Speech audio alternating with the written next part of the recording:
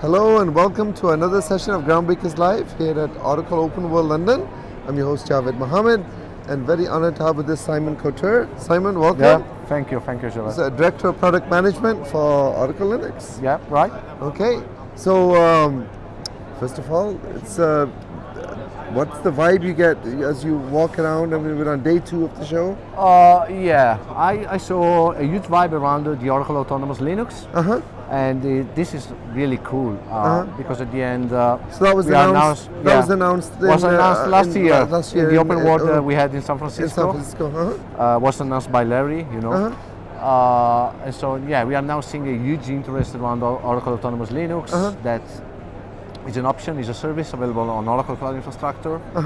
Part of the Oracle Cloud subscription, so there is no hidden cost. And the cool point there is that by leveraging Oracle Autonomous Linux, you can avoid any possible human error. Linux self-maintained, self-managed, and so even in terms of security, security fixes are installed automatically. You can decide only maybe to receive an email saying we fixed all those possible security issues on your system today.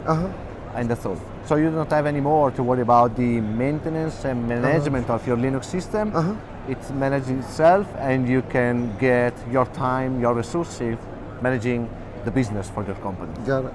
And I think I had mentioned Wim was here yesterday. So he was mentioning, perhaps you can just talk in a little more detail. So you're saying basically Oracle Linux is the baseline Oracle Linux, and then it's got all these other nice modules or whatever the right word is around it. You want to talk a little bit about that? Yeah, we can talk about it. So Oracle Linux is the foundation of Oracle Autonomous Linux, obviously. So and even from the binary point of view, there is no difference between the two. So all the products that have been certified for Oracle Linux are also certified for Oracle Autonomous Linux.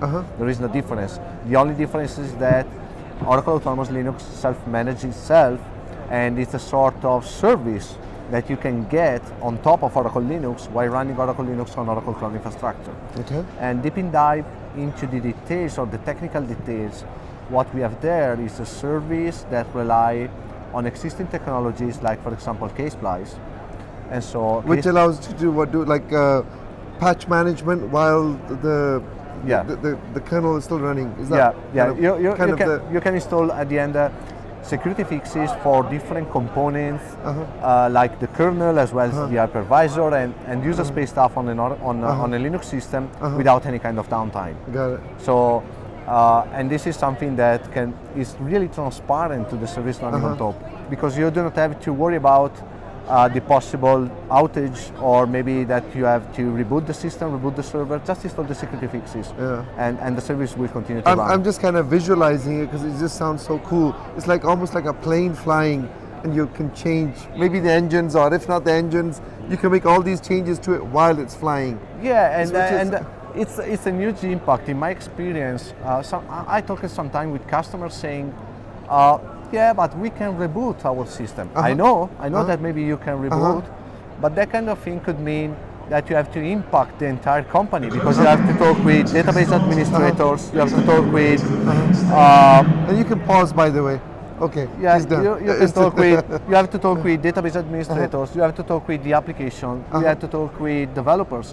Everyone involved on that specific application has to be aware that you're going to reboot the server, right?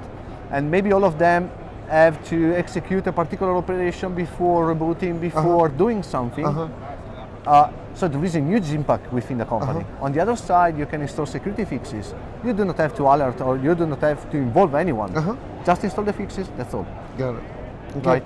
So we're standing here, the always free behind us. Yep. You want to give a pitch for Oracle Linux for that? Yeah, absolutely. Absolutely. On the always free tier, you can find Oracle Linux, and the important thing to know is that we also have many tools available on top of Oracle Linux that could be really interesting for developers.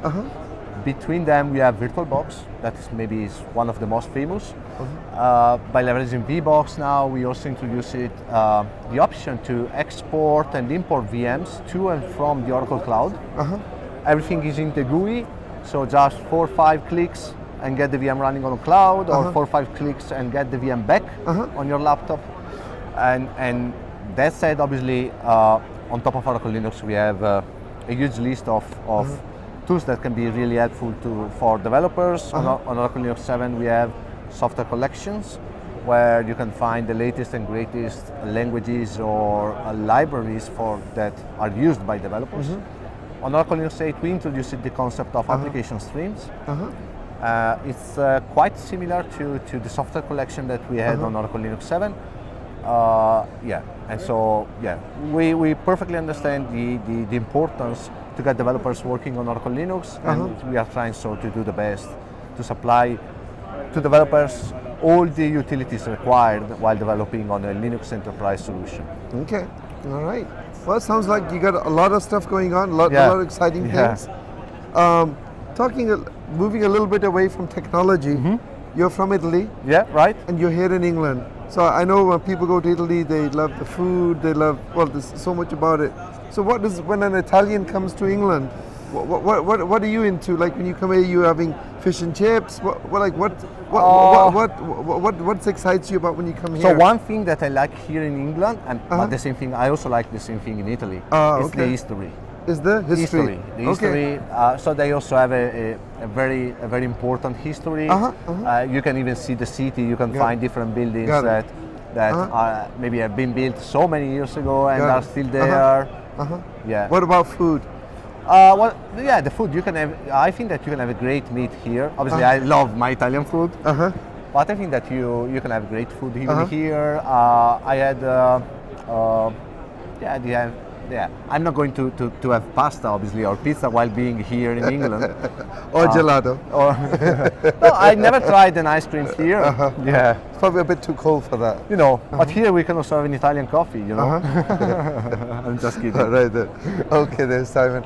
It's always a pleasure seeing you. Thanks for coming, giving an update, and look forward to seeing you in the next time. Another venue. We always meet around the world. Absolutely. Thank you so much. Thank you. Thank you.